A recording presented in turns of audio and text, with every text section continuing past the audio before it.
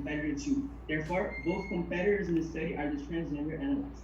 Then, each individual results of both competitors for the year 2020 inside the category of 55-meter dash were collected, along with the results of other competitors in the same races. After all the possible and necessary data was collected, the explanatory analysis was finally conducted. Its first step was the data standardization, which consisted in comparing the times from the results of all athletes from each competition and checking the distance between it to the record of the competition itself. Then, the second step of the analysis was to allow 15% variation for the athletes' difference or distance in their respective times, with initial reference points at 1, so that the bar graph provides a better visualization and understanding for the analysis. This 15% variation provides a margin of error in the performance of all athletes inside the competition, but also adds a wider range of possibilities involving the performance, in order to tackle one possible limitation, which are the unique skills of athletes that deviate the results. Then a final figure was also made that displays all the results or times from both competitors, along with other cis-women athletes, subtracted by the personal record for the competition, in order to check possible trends in the times of all athletes. Once the method used for my study was explained, now let's observe the data analysis. These tables present the individual results of both competitor 1 and competitor 2 for the first competition for the year of 2020. In total, there are 5 tables from 5 different competitions for competitor 1, while 8 tables with 8 different competitions for competitor 2. These tables primarily show that both competitors appeared mostly in the first position in almost all of the competitions, 100% of the time for competitor 1 and 62% of the times for competitor 2. Therefore, as in the great majority of the times both competitors appear in the first position, this means that there is indeed an initial advantage in the results between the transgender athletes and the cis-women athletes, who are the contenders analyzed.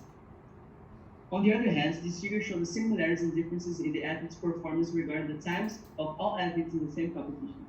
In total, there are 5 time difference versus position graphs from 5 different competitions for competitor 1, while 8 graphs with the same requirements with 8 different competitions for competitor 2.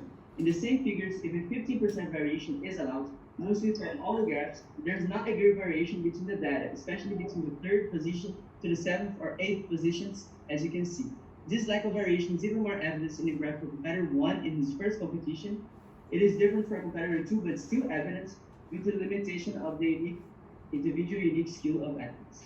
Conclusively, this means that even with the great margin of error, the results of the cis-women do not allow them to reach the transgender athletes' performance, further proving the disparity between them. Finally, this final figures presents the results from all of the competitions that both competitors participated, along with the results of other female athletes. They appeared most of the times competing together in the same races for the year of 2020 with both competitors.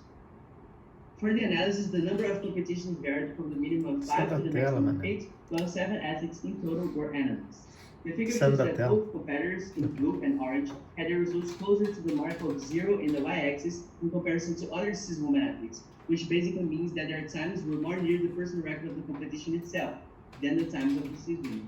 Thus, transgender athletes' results regarding time in comparison to the cis-women perceive a great difference, with only contenders 1 and 5 managing to reach almost the same performance as both competitors, but the other ones are farther away, corroborating to the initial thesis of performance advantage, as transgender athletes are indeed having better times and results than cis-women athletes.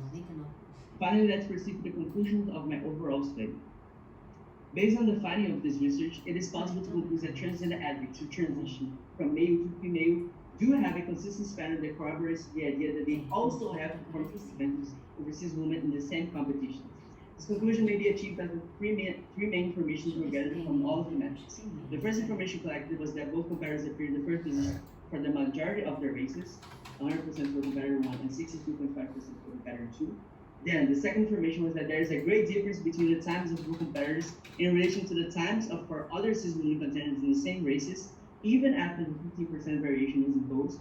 And ultimately, the third information collected was that the difference in the times for the transgender athletes in comparison to the other cis-women athletes are closer to the personal record of the competition itself, so their results tend to be similar to those of the best athletes.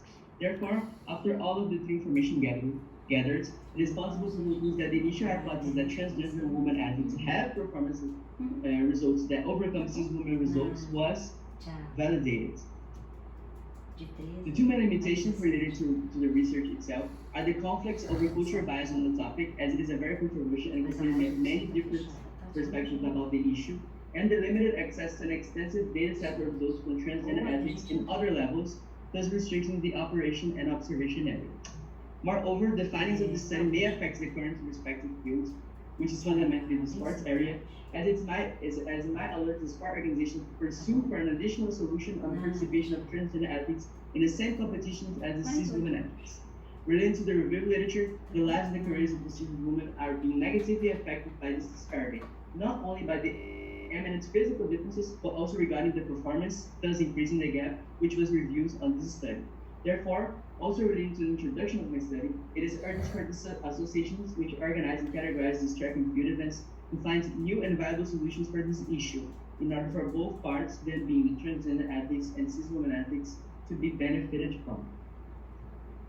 At last, as suggestions for researches and future studies based on my findings, it would be applicable if further studies could be done involving the transgender athletes' performance on other levels in order to enhance and complement the already conducted study over the issue.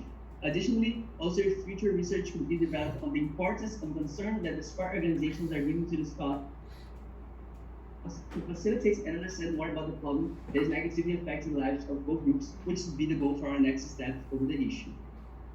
Thank you.